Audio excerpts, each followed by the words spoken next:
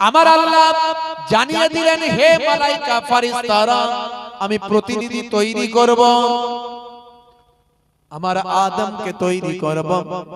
এতে তোমাদের যাই বলো না কেন, আমি যেটা জানি তোমরা সেটা জানো না। ইন্নী আলামু মা লা তা'লামুন। আমার আল্লাহ বললেন, হে ফেরেশতারা যাও, মাটি তুলে নিয়ে আসো, আদম সৃষ্টি করা হবে। কতগুলো উপাদান দিয়ে আদমকে সৃষ্টি করা হলো, মাটি তার মধ্যে, পানি তার মধ্যে, বায়ু তার মধ্যে, এইভাবে কতগুলো উপাদান দিয়ে ভাই আমার আদম নবীকে সৃষ্টি করা হলো। হে তরুণ যুবকেরা, মাটিটা মূল উপাদান। মাটির পুতুল প্রথম তৈরি করা হবে, মাটি প্রথমে তৈরি নিয়ে আসো। যাও, ফেরেশতা গেল, গিয়ে বলল, আল্লাহ আমি যাচ্ছি মাটি আনতে। মাটি যখন তুলতে যায়, মাটি কান্নাকাটি শুরু করে, আমাকে নিয়ে যাবেন না, আমাকে নিয়ে যাবেন না, আমাকে নিয়ে যাবেন না। আমি আদম হতে চাই না, আমি মাটি হতে মানুষ হতে চাই না, আমি মানুষের শরীরে লেগে থাকতে চাই না, হে আমাকে মাটিকে নিয়ে যাবেন না। মাটি কাঁদতে শুরু করলো। ফেরেশতা তার কান্না দেখে ফিরে এসে আল্লাহর কাছে হাজির হলো। আয় আল্লাহ, মাটিকে আমি তুলে আনতে চেয়েছিলাম, কিন্তু মাটি এত কান্নাকাটি করলো, আমি মাটিকে আনতে পারলাম না। মাটি বলল, আমি মানুষ হতে চাই না, কারণ ওই মানুষ অপরাধ করবে, অন্যায় করবে, আমি জাহান্নামের আগুনের শাস্তি জানি, ওই জাহান্নামের আগুনে আমি মাটি পুড়তে চাই না। ইয়া আইয়ুহাল্লাযীনা আমানু কু আনফুসাকুম ওয়া আহলিকুম নারা, এই ঈমানদারেরা তোমরা নিজে বাঁচো এবং নিজের আহাল পরিবার বর্গকে বাঁচাও জাহান্নামের আগুন থেকে। অন্য জায়গায় আল্লাহ বলেন যে জাহান্নামের আগুনটা হবে জ্বালানি, যে জাহান্নামের আগুনের জ্বালানিটা হবে মানুষ এবং পাথর দিয়ে।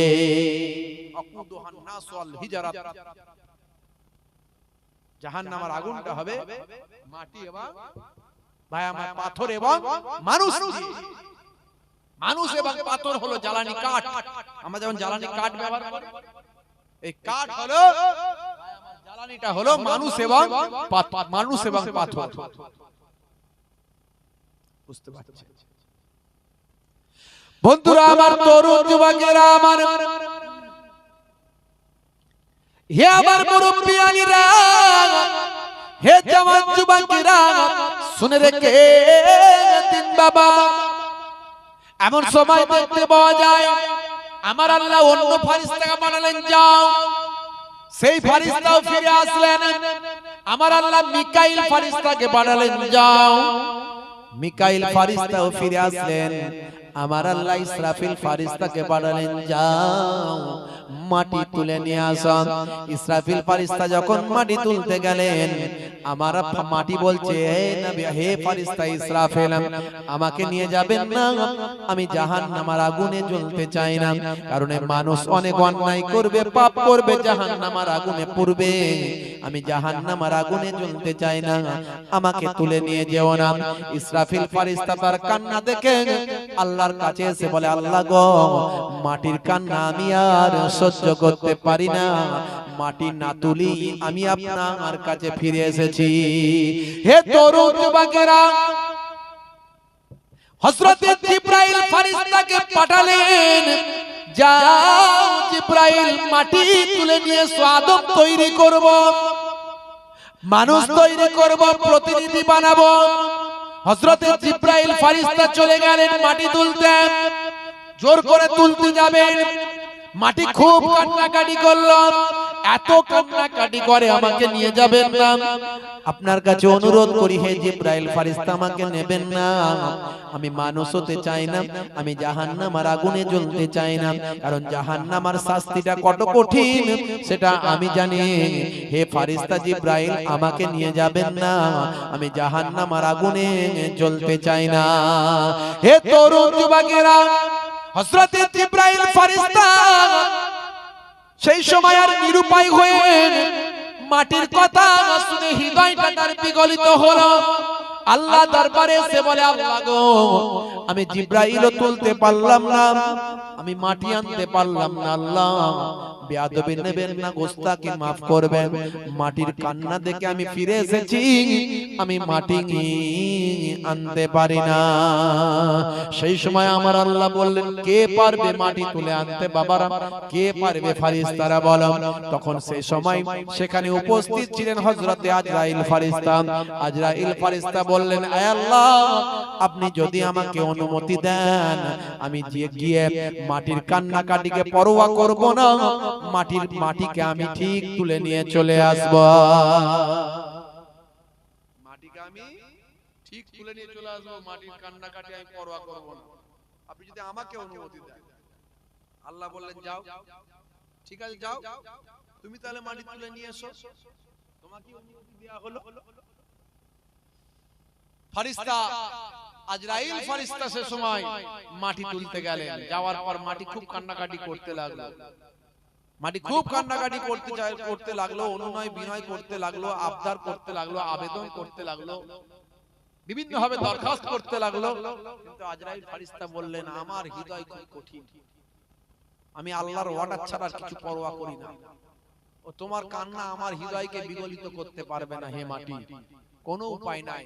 আল্লাহর যখন অর্ডার, আমি আর কারো কথা শুনি না, আমি আল্লাহর অর্ডার মানি, আমি মাটি তোমাকে নিয়ে যাবই বলে জোর করে হাত ঢোকালেন, মাটি তুললেন, নিয়ে গিয়ে আল্লাহর দরবারে পেশ করলেন। আল্লাহ বললেন, হে আজরাইল, তুমি মাটি আনতে পারলে, যেটা কেউ পারলো না তুমি পারলে। হে আল্লাহ, আপনার হুকুমটা আমার কাছে সবচেয়ে বড়, আর আমার হৃদয় খুব কঠিন, আমার কোনো দয়া মায়া নাই, আপনি যেটা নির্দেশ করবেন আমি আজরাইল সেটা তৎক্ষণাৎ করব। জোরে বলুন সুবহানাল্লাহ। আল্লাহ বললেন, যাও, তুমি যখন আমার এই নির্দেশ পালন করেছো, তো সারা পৃথিবীর সমস্ত মাখলুকের রূহ কবজ করার দায়িত্বটাও আমি আল্লাহ, তুমি আজরাইলকে দিয়ে দিলাম। জোরে বলুন সুবহানাল্লাহ। বন্ধুরা আমার, তরুণ যুবকেরা আমার, হে আমার মুরব্বিয়ানিরা, হে জওয়ান যুবকেরা, শুনে রেখে দাও বাবা, হে মুসলমান একটুখানি শুনে রাখো না। ফারিস্তা আজরাইল ফারিস্তাকে জিজ্ঞাসা করা হলো, আচ্ছা আপনার রূহ কবজ করতে কারো কষ্ট হয়েছে? বলে দুজনের কষ্ট হয়েছে। বলে কার কার একটু বলবেন? জানা আছে আপনাদের? কি একটু বলেন। জানা আছে? জানা না? কষ্ট হচ্ছে নাকি আপনাদের? ঠান্ডা লাগছে খুব? একটু হবে তো মেসেজ করে দেবো কি যে আপনারা কি বলতে চাইছেন? হবে? একটু ধরে ধরে দরুদ শরীফ, আল্লাহুম্মা সাল্লি আলা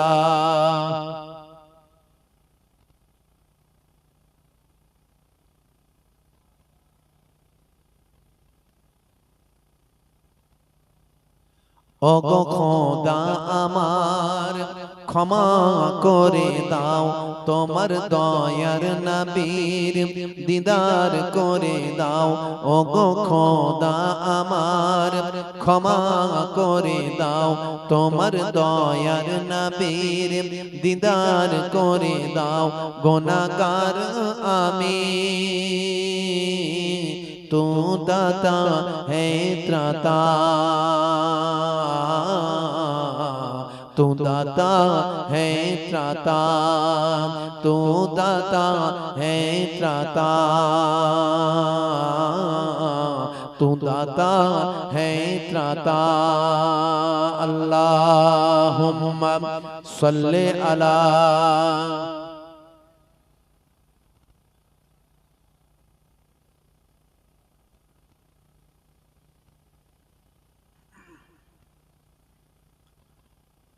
ভাইরা আমার, তরুণ যুবকেরা আমার, হে আমার মুরব্বিয়ানেরা, হে জওয়ান যুবকেরা, শুনে রেখে দিন বাবা।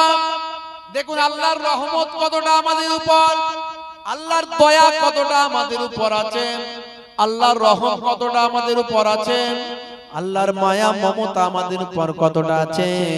হে মুসলমান একটু খেয়াল করুন, হে মুসলমান একটু লক্ষ্য করুন। ফেরেশতা আজরাইল আলাইহিস সালামকে জিজ্ঞাসা করা হলো, পৃথিবীতে আপনার জান কবজ করেছেন আপনি কোটি কোটি কোটি কোটি, তার মধ্যে কারো জান রূহ কবজ করতে আপনার কারো কষ্ট হয়েছে নাকি? বলে সমুদ্রের বুকে একটা মহিলার জান রূহ কবজ করতে আমার কষ্ট হয়েছিল, সমুদ্রের বুকে একটা মহিলার রূহ কবজ করতে আমার কষ্ট হয়েছিল। আর যে সাদ্দাত ভাই আমার, হে তরুণ যুবকেরা, হে আমার মুরব্বিয়ানেরা, যে নিজের দুনিয়ার জমিনে জান্নাত তৈরি করেছিলাম, ওই জান্নাত তৈরি করে যখন জান্নাতে প্রবেশ করতে যাবে, নিজের দুনিয়াতে তৈরি করা জান্নাতে যখন ঢুকবে, ভাই আমার দোস্ত আমার, নিজের জান্নাত যখন তৈরি করে জান্নাতে যখন ঢুকতে যাবে, ওই জান্নাতে ঢোকার আগে আমার আল্লাহর ওয়ার্ডার হয়েছিল, যাও ওকে আর জান্নাতে ঢুকতে দিও না, তার আগে ওর রূহটা বের করে না। বন্ধুরা আমার, তরুণ যুবকেরা আমার, মুরব্বিয়ানেরা আমার, ভাইরা আমার, ওই যে মহিলার রূহটা বের করেছিল সেটা কে জানো? আল্লাহ বললেন ওটা কে জানো? আল্লাহ কে? কে বলেন আপনি? বলে দেখো জাহাজ যাচ্ছে সমুদ্রের উপর দিয়ে, হঠাৎ করে ঝড় আসলো, তুফান এলো, সেই তুফানে জাহাজটা ডুবে গেল। একটা মহিলা ছিল, সেই মহিলার ভাই আমার প্রেগন্যান্ট ছিল, পেটে তার বাচ্চা ছিল। এমন সময় ডুবন্ত জাহাজের সে একটা কাঠ ধরলো, টুকরো ধরলো, ওই টুকরো কাঠটা ধরলো, এই টুকরো কাঠটা ধরে সে কিছু সময় সেখানে রইল। আমার আল্লাহর কুদরতি ক্ষমতা, ওই জাহাজে তার সন্তান হলো, বাচ্চা হলো ওই জাহাজের, ওই টুকরো কাঠেতে আল্লাহ তার বাচ্চা দিলেন।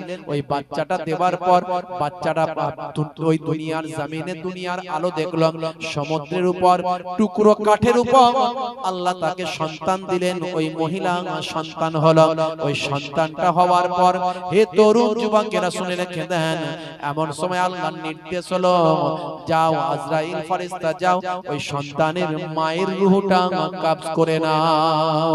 আয় আল্লাহ, একই জাহাজের সকলে ডুবে গেছে, এমনকি একটা কাঠের টুকরোতে মা আশ্রয় নিয়েছে, ওই মায়ের পেটে সন্তান ছিল। ওই সময় তুমি তার সন্তানকে দুনিয়াতে পাঠালে, সন্তান দুনিয়াতে আসার পরে আবার তুমি নির্দেশ করলে ওই মায়ের রূহটা বের করে নাও।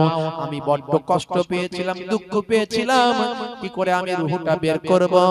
পৃথিবীর জমিনে ওই মায়ের রূহটা বের করতে আমি আজরাইলের বড্ড কষ্ট হয়েছিল। হে আজরাইল, তুমি কি জানো এই বাচ্চাটার কি হলো? বলে আল্লাহ জানি না।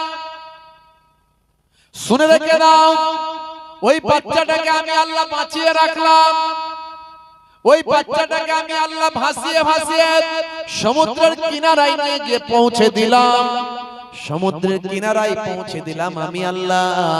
হে তরুণ যুবকেরা, হে আমার মুরব্বিয়ানেরা, শুনে রেখে দিন বাবা, জেনে রেখে দেন, হে মুসলমান একটুখানি লক্ষ্য করুন। কিনারায় গিয়ে যখন পৌঁছে গেল, এমন একটা মানুষের সামনে তাকে পাঠালাম, যার কোনো সন্তান ছিল না, যার কোনো ছেলে মেয়ে ছিল না, সে ছিল এলাকার ধনী মানুষ। সেই ধনী মানুষের ঘরে আমি তাকে পাঠিয়ে দিলাম। ধনী মানুষটা যখন সমুদ্রের কিনারায় আসলো, তখন সে বাচ্চাটাকে পেয়ে গেল, বাচ্চাটাকে কোনো মাধ্যমে ওই ধনী মানুষের ঘরে দিয়ে দিলাম। সে ধনী মানুষকে আমি আল্লাহ দুনিয়ার জমিন থেকে তুলে নিলাম।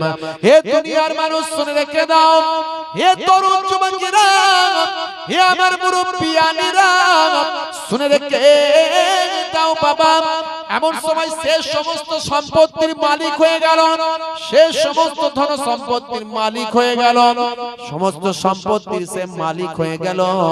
তারপরে আরো ধন আরো সম্পদ তাকে দিলাম, আরো ধনী করলাম, আরো ধনী করলাম, আরো ধনী করলাম, আরো ধনী করলাম। সমস্ত বাদশাদের উপর তাকে বাদশাহী দান করলাম। একদিন সে নিজেকে আল্লাহ বলে দাবি করলো, সে বলল আমি তোমাদের খোদা, আমি হলাম তোমাদের খোদা। হে আজরাইল ফেরেশতা শুনে রেখে দাও, যার মাকে আমি সমুদ্রের পানিতে যার মায়ের রূহটা বের করতে বলেছিলাম, তার সন্তানকে আমি আল্লাহ বড় বৃহৎ 7 রাজ্যের সমস্ত সম্পত্তি, সমস্ত রাজ্যের তাকে বাদশা বানালাম। আর সে বাদশা হয়ে ওই জায়গা থেকে উঠে এলো। তারপরে সে নাফরমানি করে নিজেকে আল্লাহ বলে দাবি করে ফেলল। জানো আমি আল্লাহ কেমন ভাবে তাকে বাদশাহী দিলাম, অথচ সে নিজেকে আল্লাহ বলে দাবি করলো। আজকে সে নিজেকে খোদা আল্লাহ বলে দাবি করেছে, আনা রাব্বুকুমুল আলা বলেছে। বন্ধুরা আমার, তরুণ যুবকেরা আমার, হে আমার মুরব্বিয়ানিরা, হে জওয়ান যুবকেরা, শুনে রেখে দেন বাবা। মিশো ভাই আমার ফ্রান্সের বড় বিজ্ঞানী ডক্টর মরিস বুকাইলি, তিনি অবাক হয়ে যাচ্ছেন।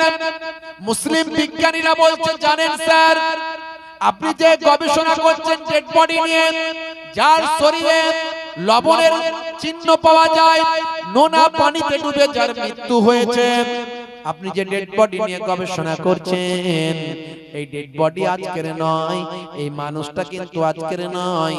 এই মানুষটা হলো আজ থেকে কিছু কম বেশি প্রায় 3000 বছর আগের ডেড বডি। এই মানুষটার অন্য কেউ নয়, এই মানুষটা হলো ফেরাউন। এমন সময় ডক্টর মরিস বুকাইলি অবাক হয়ে যায়, কি করে বলছেন ভাই? কিন্তু আনুমানিক বয়স তো আমরা ওরকমই পাই, কিন্তু আপনি কেমন করে বলছেন এটাই হলো ফেরাউন? কারণ তখন সেই মুসলিম বিজ্ঞানী বলছে, শুনে রেখে দেন, মানুষের ডেড বডি 6 ঘন্টা পর থেকে পচন শুরু হয়, আর অল্প কিছু দিনের মধ্যে ডেড বডি পচে গলে নষ্ট হয়ে যায়। আজ থেকে 200-250 বছর আগে আপনি যে বডিটা পেলেন, কেউ বলেন সমুদ্রের ধারে, কেউ বলছেন না না ভাই আমার মমি করা ছিল, ওই পিরামিডের তলা থেকে মমি করা ছিল, সেই মমি থেকে বেরি করা হয়েছিল। ডেড বডিটা দেখে অবাক হয়ে যায়, কি করে এটা এত বছর ধরে অক্ষত আছে ভাই? হে তরুণ যুবকেরা, আজ থেকে বয়সটা আনুমানিক কিছু কম বেশি 3000 বছর হয়ে গিয়েছে। হযরতে মুসা নবীর জামানার ফেরাউন, ফেরাউন হলো লাকাব, ফেরাউন হলো কোন নাম নয়, এটা হলো একটা লাকাব।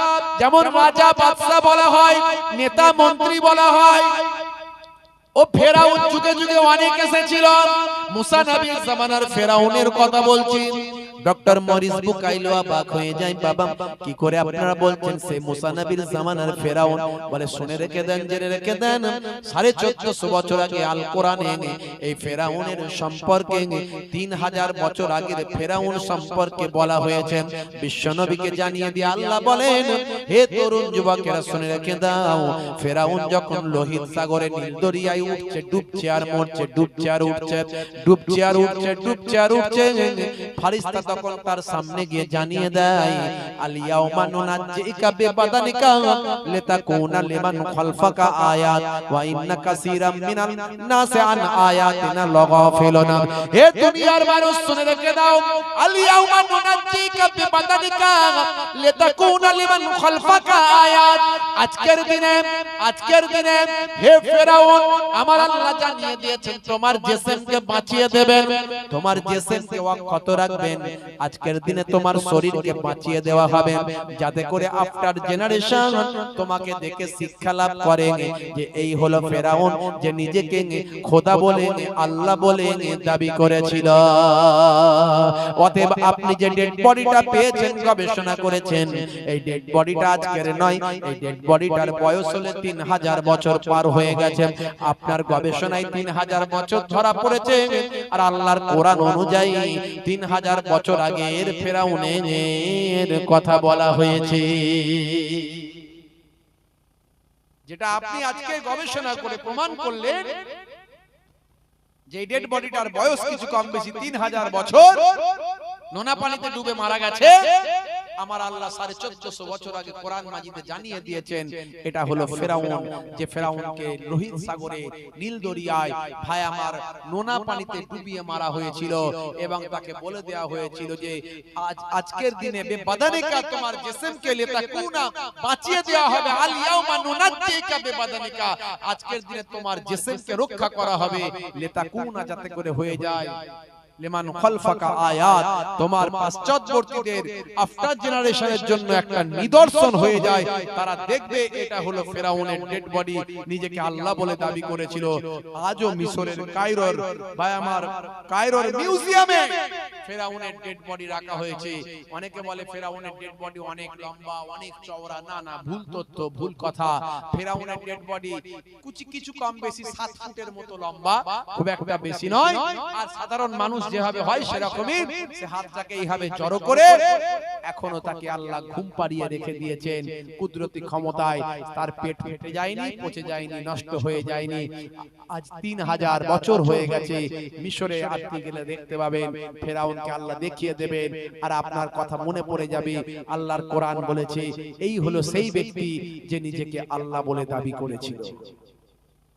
বন্ধুরা আমার, তরুণ যুবকেরা আমার, মুরব্বিয়ানেরা আমার, ভাইরা আমার, আর 1450 বছর আগে আল কোরআন আপনাকে আজকে জানিয়ে দিয়েছে ভাই আমার। আজকে যেটা বিজ্ঞান গবেষণায় প্রমাণ করছে সেটা 1450 বছর আগে আল্লাহর কোরআন বলে দিয়েছে। জোরে বলুন সুবহানাল্লাহ।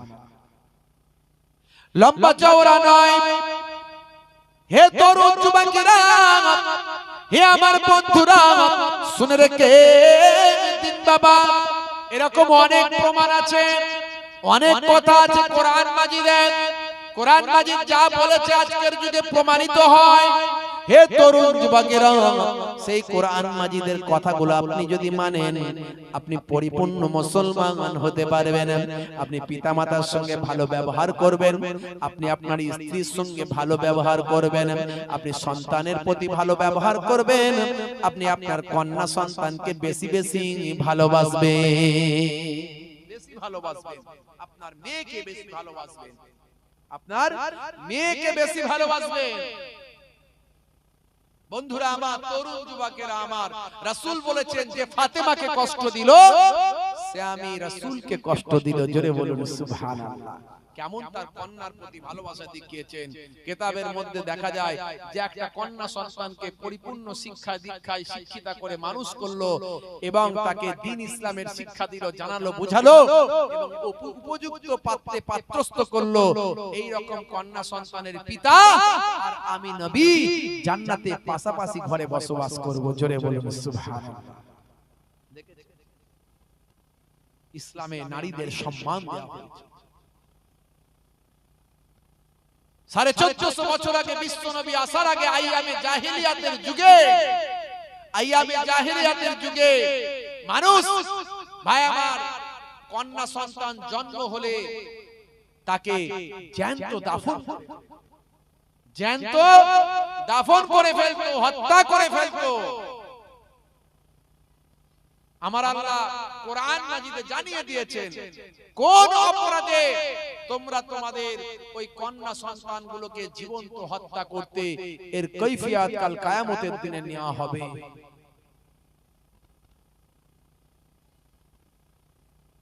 হযরতে দাহিয়াতুল কালবি বলে এক সাহাবী ছিলেন, বিশ্বনবীর সাহাবী ছিলেন। তিনি ছিলেন গোত্রের প্রধান। তিনি তার জীবনে নিজের কন্যাকেও দাফন করেছেন এবং অসংখ্য গোত্র প্রধান হিসাবে তার দায়িত্ব ছিল জীবন্ত কন্যা সন্তান হলি তাকে দাফন করে দেওয়া হতো।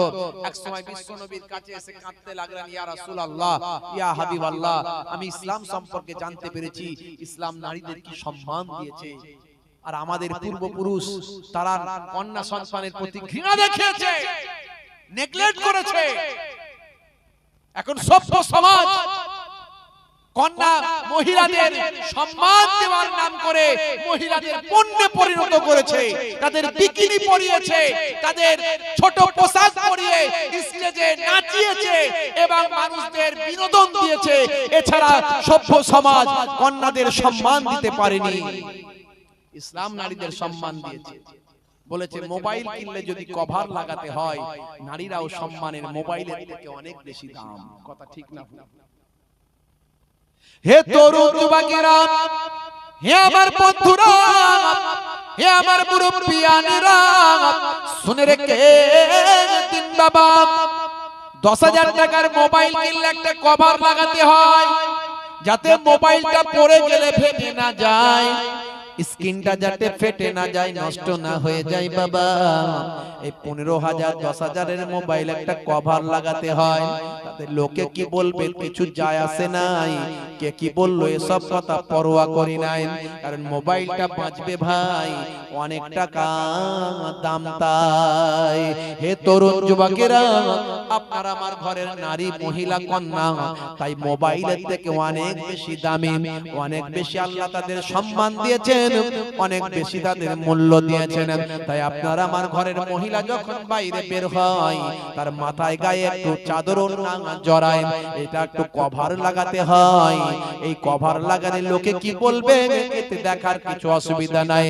কে অসভ্য বলল, কে সভ্য বলল, কে বাবা বায়ামা আনকালচার বলল, কেউ বা আধুনিক নয় বলল, এতে আমার কিছু যায় আসে নাই।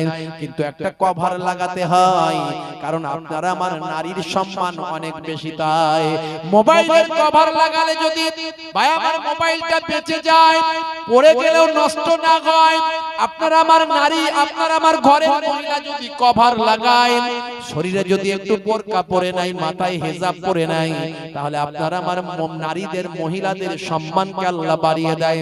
কে কি বলল, কে কি কিছু বলল, কে ভাবলো, কে কি চিন্তা করলো, কিছু যায় আসে নাই, কারণ হেফাজতের দায়িত্বটা আমার আল্লাহ গ্রহণ করে না।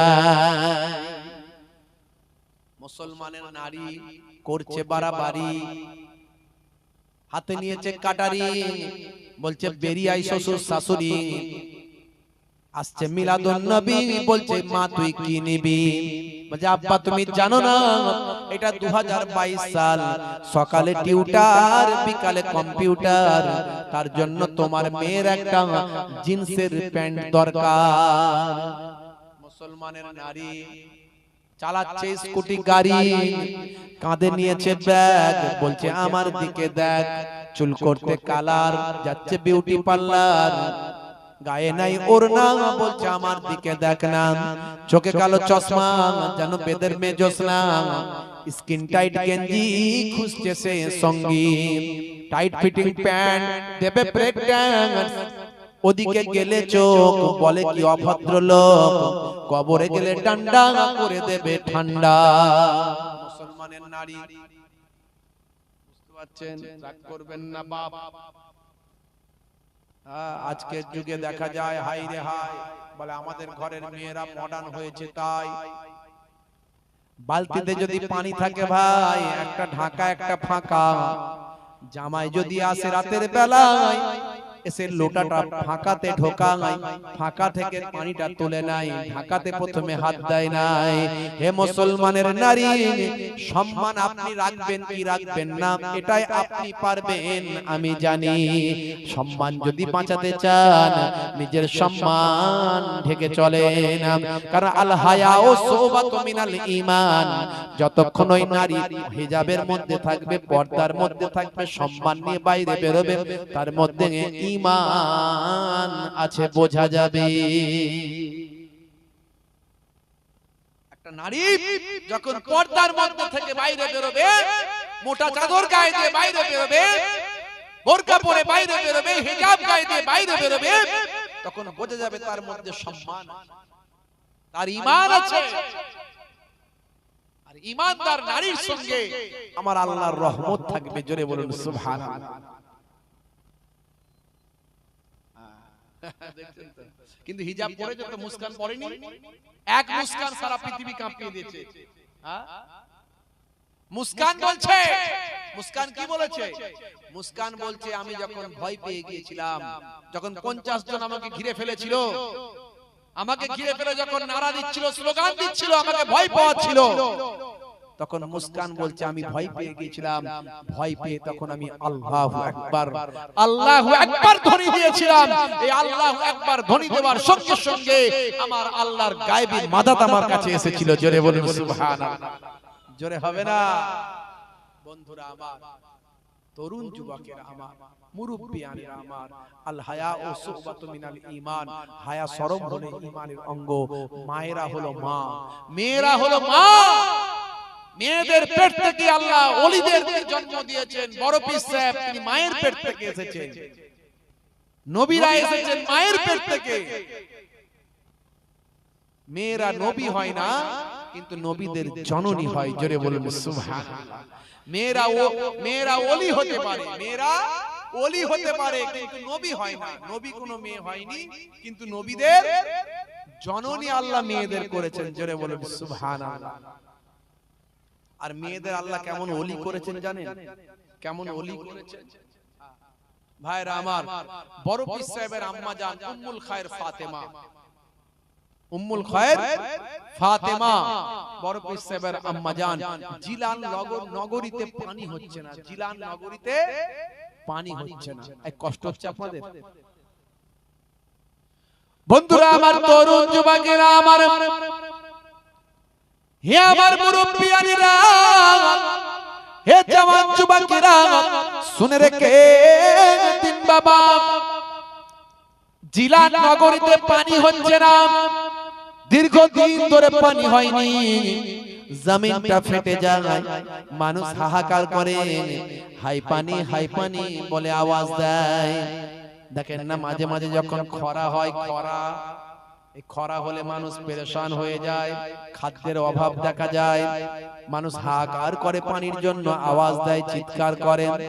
আমার আল্লাহ নারাজ হয়ে গেলে মাঝে মাঝে খরা দেয়, ভূমিকম্প দেন, মাঝে মাঝে বিভিন্ন ভাবে আল্লাহ গজব দিয়ে থাকেন। এই করোনা দিয়েছে, এটা হলো আল্লাহর গজব। এই মাঝে মাঝে আমফান দেন, মাঝে মাঝে ঝড় ঝটিকা দেন, আইলা লাইলা দেন, জাওয়াত দেন, মাঝে মাঝে বাবা সুনামি দেন। হে তরুণ যুবকেরা, এগুলো হলো আল্লাহর গজব। আমার আল্লাহ গজব দিয়ে হেদায়েতের নির্দেশ দেন। দেখ আমি আল্লাহ তোদের গজব দিয়েছি, এখনো তোরা হেদায়েত হয়ে যা। যদি তোরা হেদায়েত হয়ে যাস, হে তরুণ যুবকেরা শুনে রেখে দেন, পাকাল মাছ মাটিতে থাকে, পাকাল মাছ কাদাতে থাকে, কিন্তু গায়ে কাদা লাগাই না। ঈমানদারেরা এই পৃথিবীতে থাকবেন, চারিদিকে গোনা, চারিদিকে পাপ, চারিদিকে গোনা, কিন্তু গোনা তাদের গায়েতে লাগবে না। বন্ধুরা আমার, তরুণ যুবকেরা আমার, হে আমার মুরব্বিয়ানেরা, হে জওয়ান যুবকেরা, শুনে রেখে দিন বাবা, বড় পীর সাহেবের আম্মা জান, বড় পীর সাহেবের ফুপু আম্মা জান দেখেন, উম্মুল খায়ের ফাতেমা, হে জওয়ান যুবকেরা, জিলান নগরীতে পানি হচ্ছে না, মাঝে মাঝে আমাদের দেশেও হয়। অল্প কিছুদিন আগে মহারাষ্ট্রে হয়েছিল, মহারাষ্ট্রে খরা হয়েছিল। এই খরা হওয়ার পর হে তরুণ যুবকেরা, মহারাষ্ট্রের কৃষকেরা তারা এমন অসুবিধার মধ্যে পড়ে যায়, হাহাকার তাদের মধ্যে এমন দেখা যায়, মহারাষ্ট্রের কৃষকেরা ভায়া মা একে একে আত্মহত্যা করতে লাগলো, আত্মহত্যা করে মারা যেতে লাগলো। ইন্টারন্যাশনাল নিউজ হয়েছিল, আপনারা জানেন। জায়গার নাম হলো মহারাষ্ট্র।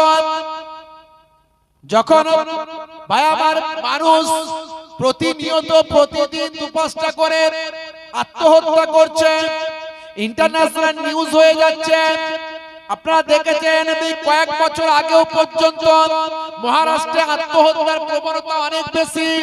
হে তরুণ যুবকেরা, মহারাষ্ট্রে যখন আত্মহত্যার প্রবণতা বেড়ে গেছে, মানুষ যখন খরার কারণে আত্মহত্যা করছে, ইন্টারন্যাশনাল যখন নিউজ হচ্ছে, খবর হচ্ছে, জাতীয় আন্তর্জাতিক ভাবে খবর হচ্ছে, বলিউডের একজন ফিল্ম স্টার, নাম হলো মিস্টার নানা পাটেকর। এই নানা পাটেকর হলো একজন ভালো মানুষ, দানশীল মানুষ। তিনি একজন শিল্পী হতে পারেন, তিনি একজন অ্যাক্টর হতে পারেন, কিন্তু মানুষ হিসাবে তিনি একজন সেবক মানুষ, মানুষের উপকার করতে ভালোবাসেন। এই মিস্টার নানা পাটেকর তখন ভাই আমার চেক নিয়ে, ভাই আমার লক্ষ লক্ষ টাকার চেক নিয়ে মহারাষ্ট্রের মানুষদের কাছে চলে গেলেন।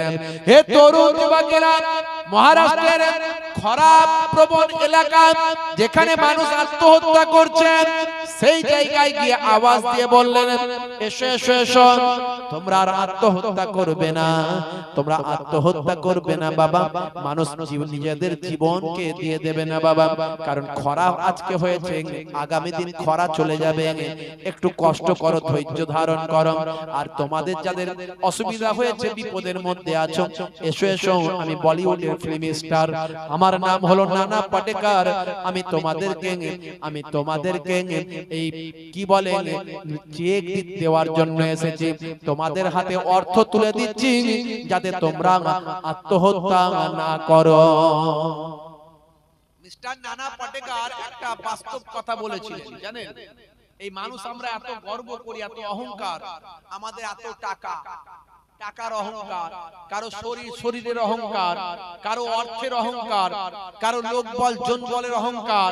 মিস্টার নানা পাটেকার বলেছিলেন যে মানুষ এত অহংকার কিসের, মানুষ এত अहंकार किसेर? साला एक मच्छर आदमी को हिजड़ा बना देता है, एक मच्छर आदमी को हिजड़ा बना देता है। की करे बोलेन तो देखी, কি করে? যখন মশা এসে কামড়াতে আসে তখন মানুষ কি করে? মারতে যায়। আর হিজড়ারা কি করে? হাততালি মারে না, মারে না? ওই জন্য বলেছে মানুষের এত অহংকার কিসের? কিসের এত টাকার গরম, শরীরের গরম, ক্ষমতার গরম? साला एक मच्छर आदमी को हिजड़ा बना देता है। একটা মচ্ছর মানুষকে হিজড়া বানিয়ে দেয়। এত অহংকার কিসের? ভাই কথাটার ভাবনাটা কিন্তু ভালো, কথাটা হয়তো শুনতে অন্যরকম কিন্তু ভাবনাটা ভালো, যে মানুষের অহংকার করা মানায় না। মানুষ কিসের অহংকার করে? কিসের তাকব্বরি তোমার? সব একাকার হয়ে যাও, মানুষকে ভালোবাসো, ছোটকে স্নেহ করো, বড়কে সম্মান করো। ইসলাম এটা বলেছে মানুষ সব সমান।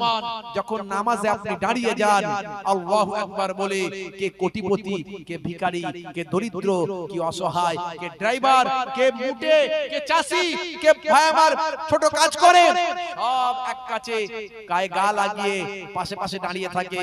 কখনো গা ঠেকছে, কখনো পা ঠেকছে। ভাই আমার কে উঁচু কে নিচু দেখা হয় না, কে উচ্চ কে নিচু দেখা হয় না, কে নাই উচ্চ কে নাই নিচ। এখানে সমান সবাই। এক তাকবীরে উঠি জেগে আমার হবে জয়। জোরে বলুন সুবহানাল্লাহ।